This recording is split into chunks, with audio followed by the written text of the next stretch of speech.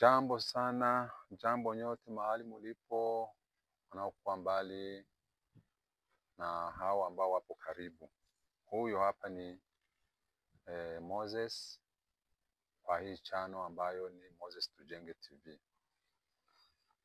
Hilo jina nimelichagua sababu nilifikiria kwamba hii TV itasikilika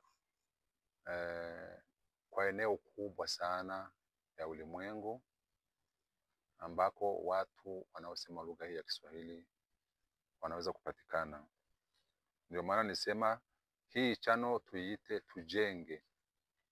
Kuna ndugu yangu mmoja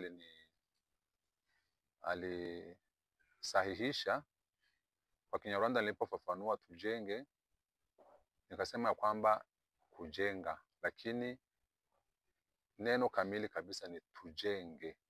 Yaani nawaalika watu nikiwahimiza kwamba waje tujenge. Tujenge maisha yetu. Subject ya leo ni umoja kati ya watu. Umoja kati ya watu. Kuwa umoja, kuwa na umoja. Umoja nafikiri neno ambalo linasikilikana kabisa, sijue wanaojua Kiswahili. Yaani mimi sijue Kiswahili kabisa kamili au Kiswahili wanasema Kiswahili sanifu.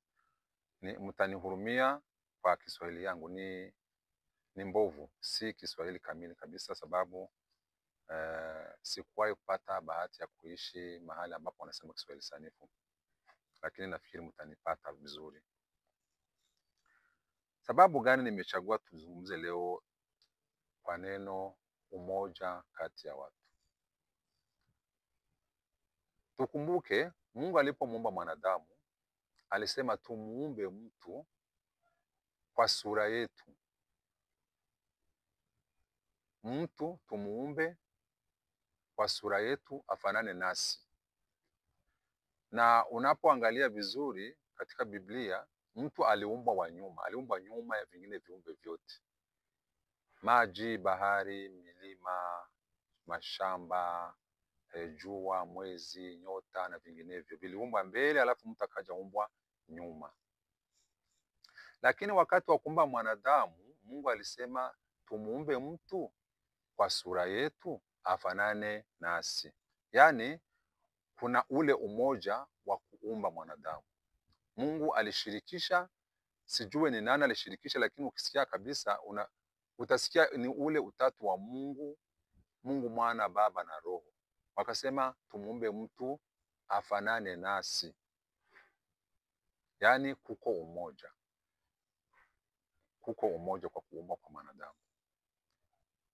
Na ikiwa mwanadamu aliumbwa nyuma ya vingine viumbe vyote, lakini Mungu amempa uwezo na kumiliki vile vyote ambavyo viliumbwa mbele yake. Utaweza kujiuliza kwa nini huyu mtu ameumbwa nyuma lakini ametawala vitu vyote ambavyo vimeumbwa mbele yake? Ni kwa sababu gani? Ni kwa sababu ya Mungu. Yaani Mungu, hiki kiumbe ambacho ni mwanadamu kimepewa mamlaka na uwezo wa kumiliki vingine viumbe vyote, na akapewa akili ya kuvimiliki kabisa na kuwa mfalme wavyo, au kuwa mtu ambayo atakuwa kama vile ni kiongozi wa ulimwengu na vyote vilivyomo. Lakini sasa leo nimekuwa na maswali mengi sana nikijiuliza, kwa nini sasa huyu mtu ambaye ameumbwa kwa utatu wa Mungu, ambaye ameumbwa kwa kushirikishwa, sababu gani yeye ndiye amekuwa chanzo cha kuvunja huu umoja? Kwa nini? Hata wewe pia unaweza kujiuliza hiyo. Kwa nini huyu mtu ndiye anakuwa sasa chanzo cha kuvunja umoja kati ya watu, kati ya wanadamu? Mafarakano yamekuwa mengi sana. Ndugu hawapendani tena, wazazi na watoto hawapendani tena, mmoja anamuua mwenzio. Kumekuwa mambo mengi sana mabaya ya kuvunja umoja kati ya watu. Ni kwa nini?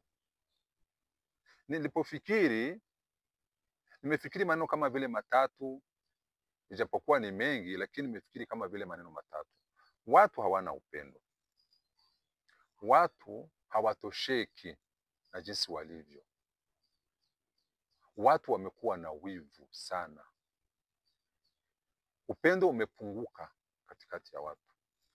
Na ikiwa haumpendi mtu, huwezi pia kutamani huyu mtu awe na maisha bora, aendelee kabisa, apate utajiri mwingi, azae watoto wengi, awe na jamaa nzuri, awe na afya njema. Ikiwa hauna upendo, huwezi kutamani huyu mtu apate maisha mazuri kama nilivyosema hapo juu. Kutotosheka. Watu hawatosheki na vitu ambavyo wamekuwa navyo. Ikiwa Mungu amekuumba peke yako na unavyokuwa navyo ni vyako, tosheka na jinsi ulivyo, na mali unayo, na watoto unayo, na mke unao, na Bwana hivyo hivyo. Kutotosheka kunatuma watu wanakuwa kama vile wanapigana au kuvunjana. Mmoja anavunja mambo mazuri ambayo mwenzao anafanya sababu hatosheki. Anakuwa na hiyo wivu. Kwa nini yeye ameendelea mbele? Kwa nini yeye amekuwa tajiri? Kwa nini amepata neema hii na hii?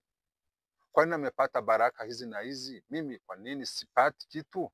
Hiyo kutotosheka na kuwa na wivu na kutokuwa na upendo imevunja umoja kati ya watu. Sasa mimi najiuliza hivi, ikiwa mwanadamu ameumbika kwa kushirikishwa,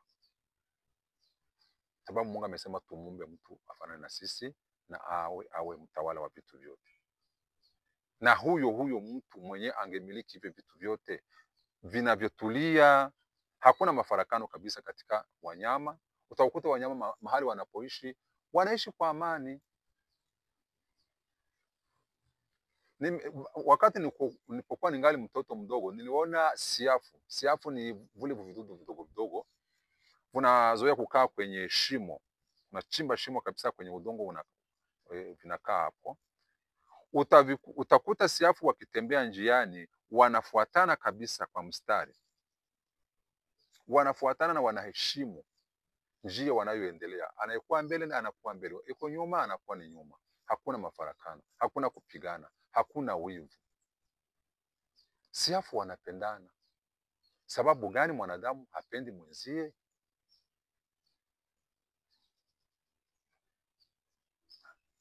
Hizi nyuki wanasema kama wanakuwa na mfalme wao ni mmoja tu. Wanyuki wote mahali wanapokuwa wanakuwa na mfalme huyo, hapo kwenye wanafanya asali. Wanamheshimu na kumtii yule mfalme wao. Lakini wanadamu akisikia ni mtoto wa fulani ndio ameteuliwa kuwa kiongozi, kwa nini huyu mtoto wa fulani? Kwa nini asiwe mtoto wangu? Kwa nini watu hawatosheki? Umoja kati ya watu umevunjika. Hebu turudi kwenye maumbile yetu na tuyafikiri kabisa chanzo cha kuumbwa kwetu na kwa nini Mungu ametuumba na akatupa ufalme wa kutawala vitu vingine vyote. Hii milima inayokuwa pembeni yetu na kwa ngambo na ngambo, hizi bahari zinazotuzunguka. Hebu bahari kisema ati sitosheki na kukaa hapa miaka na miaka na miaka, hebu nitoke kwanza hapa nini mahali pengine. Si dunia itapotea, dunia itaisha kabisa. Bahari ikitoka na kwenda kwenye milima, au milima ikihama, au wanyama kutoka pori na kuja kukaa mahali ambapo watu wanakaa, itakuwa ni shida. Hiyo kabisa ni shida. Ni shida kabisa. Unapojiuliza hii milima, ikiwa milima ingepewa mdomo na kusema, na inakuja kutuuliza kwa nini mnafarakana? Enyi wanadamu, kwa nini mnafarakana na nini ndio mnatawala dunia? Tutaweza kujibu nini? Bahari ikipewa mdomo wa kutuuliza kwa nini watu mnafarakana? Kwa nini hamumutii na kumheshimu kiongozi wenu? Utajibu nini? Nakumbuka yule punda aliyemuuliza Balamu akasema, kwa nini unanipiga? Unanipiga mara 3. Kwa nini? Hivi viumbe vingine vyote vikipewa mamlaka na kupewa mdomo na uwezo wa kusema, vikija kutuuliza kwa nini enyi wanadamu ambavyo Mungu amewapa utawala wa dunia na kuendeleza kabisa na kufanya vitu vyote ndani, kwa nini mnafarakana? Tunaweza kujibu nini? Kwa nini watu hawana umoja? Kwa kumaliza, kiini na shabaha haya mazungumzo ambayo nimeyafanya leo ni kuwakumbusha wanadamu warudi wafikiri vizuri kabisa. Kwa nini mafarakano? Kwa nini kutosikilizana? Kwa nini kuvunja umoja? Tuwe na umoja, tutii, kila mtu amtii mwenzio, kila mtu amheshimu mwenzio, kila mtu amheshimu mwenzio na ampende, anyenyekee na atosheke na vile ambavyo Mungu amemuumba na alivyopewa. Haya basi, Mungu awabariki. Mchana mwema. Asante.